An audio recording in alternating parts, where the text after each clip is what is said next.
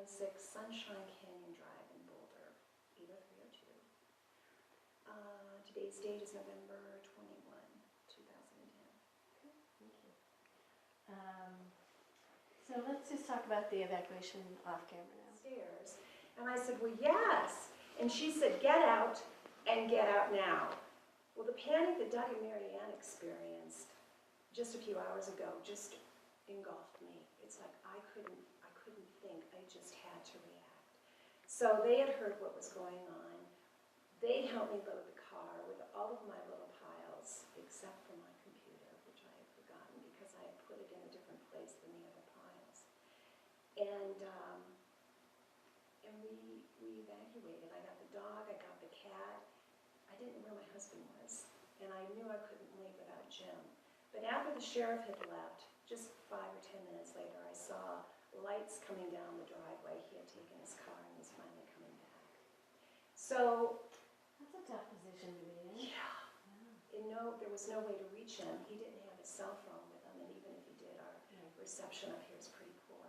So he was just saying, we're not in any danger. We're not in any danger.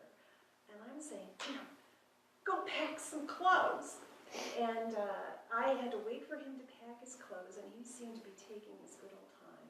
So we loaded some of the stuff in his car, and he's backing out of the garage. This seems to be almost going in slow motion.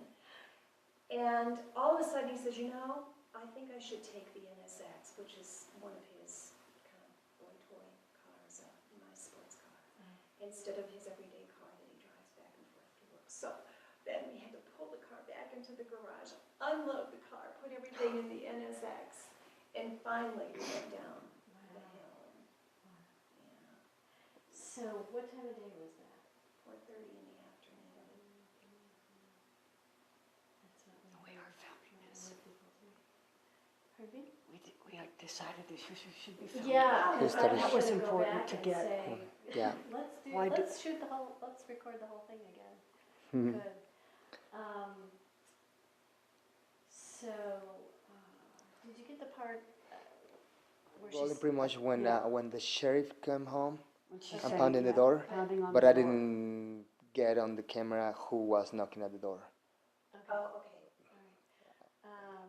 And also, I liked when you It's started. one of those gorgeous late summer mornings, and Jim and I rolled out of bed, went for a hike down to Chautauqua, then went over and had some breakfast at Lucille's. I'm getting emotional. Sorry about that. Ran some errands and came up the hill. And as we were coming up the hill, we saw a line of black smoke that was rising in the sky. I mean, it was a thick, black line of smoke. And as we were driving up the mountain, the roads were just kind of winding one way and then the other. It was really hard to get a sense of where this fire was coming from. And we were really concerned that this could be something that's happening very close to our home. So we pulled into a neighbor's house and took a look and walked to his backyard and took a look to see what was going on. And you could see actually where the fire had started. And it was starting to roll up the canyon. But it was a canyon that was about 2 canyons away from ours. So. Okay, good. Let's cut that.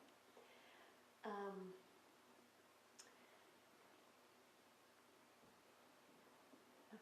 So let's talk about the things you took again. Although Okay. I know you got that part where she talked Mhm. about. what Yes, she we, took. yeah. Told you. Hers was so good, it was hard to not Yeah, film it. I heard you saying Mary Well, I thought it should be turned Then on, I so we thought- turned it on. Right. You Ann. know, Well, I kind of heard it and then thought, I'm still no, rolling. it didn't matter. yeah. Anyway, you guys. Here's our artist, he knows what to I'm do. still rolling. Yeah. I defer to Alex. The problem is, we have so much footage that we have to look through. So let's talk a little bit more about the things that you took. When you You evacuate. have all this beautiful artwork all over your home. Oh, thank you. Did you think about taking any of that?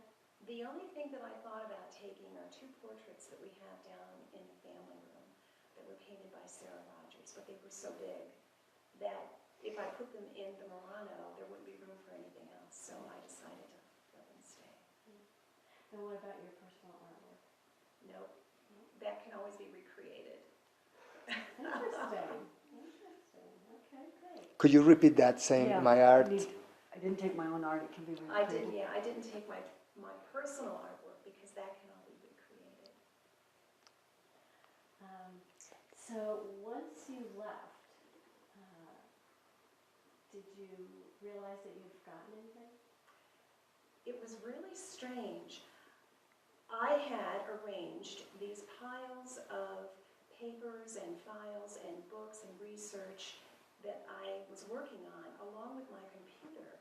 And when we evacuated, our friends who were here with us helped me load things into the car. So I did come back into the house and I did look to make sure that I had everything. And then once we were reestablished in a hotel downtown, I went to look for my computer and I couldn't find it. And I thought, oh, certainly Doug, our friend, has it in his car. I'll just call him and see if he has it. Well, he didn't have it. Here I had put the computer in a different place than the files, and I left it behind. Everything that I needed was in that computer. My telephone numbers of my family and friends, the addresses, the work that I was working on. I mean, my life was in that computer, and here I had left it back at home. And there was no way to get it. Ouch. Yeah. Maybe talk a little bit again about your mood, your emotional state when We were upstairs with our friends Doug and Mary Ann, who were evacuated into our home, and I was just getting ready to come downstairs and pull some fish out of the freezer when all of a sudden I heard this knock. It was more of a pound on the door, and the doorbell ringing, and finally the sheriff just burst through, and she said, "Get out and get out now." And it was that just, it's like all of a sudden I froze. I couldn't think, I was just reacting. So I yelled up to Doug and Mary Ann, who of course had already heard what was going on. And all of those piles that I had made, I just started loading them one by one into the car. I got the dog, I got the cat, I at least could think through that. But it took a lot of effort to really make myself understand what was important that I take. I truly was in a panic, literally panicked. That's a great statement. Thank you. Okay, and how long were you evacuated for? I think it was about 2 weeks. So as time went on, was there anything else? Could you repeat that? It was 2 weeks that I was evacuated. I think we're... I forgot Oh, yeah. to incorporate all of that. Yeah, it was about 2 weeks that I was evacuated. Okay. We were evacuated. Okay. It was about 2 weeks that we were evacuated. Correct. But you can't say that, so it's fine. Awesome. Here's where I'm going with that. So during that 2 weeks, was there anything else that you realized you wished you had taken? During the 2 weeks that we were evacuated, the only thing that I really needed, really wanted, was my computer. But in retrospect, had our house burned, I think what the second thing that I would have really needed or really wanted would have been my jewelry. And it never dawned on me when that sheriff pounded on the door that was an important item, that I easily could have just dumped my jewelry drawer into a bag and taken it with me. Anything else besides the jewelry? You know, a lot of people say pictures, but pictures have never really been that important to me. I think I have the memories of those days, so the pictures weren't all that important. Other than that, no. It really was amazing how easy it was to live